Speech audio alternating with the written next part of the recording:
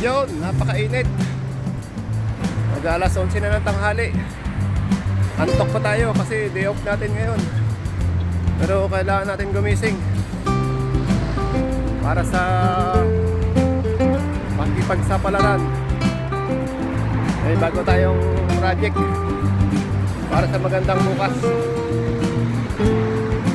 Sana makapasa. God bless.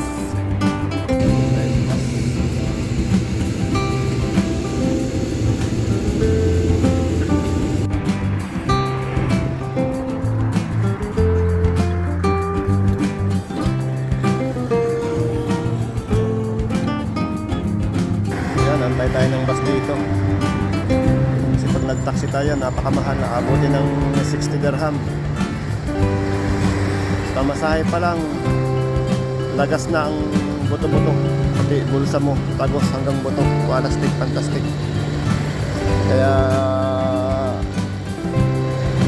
bibiro ang pagkuha dito ng lisensya. Kailangan talaga sakripisyo at tiyaga, at siyempre kailangan mo ng pera at disiplina lang sa sarili para tayo ay makapasa sa kanilang alituntunin. Kailangan magdisiplina tayo at siyempre tiwala sa sarili para maipasa natin tong ating lisensya dito. Harinawa ay makapasa tayo, may awa ang Panginoon.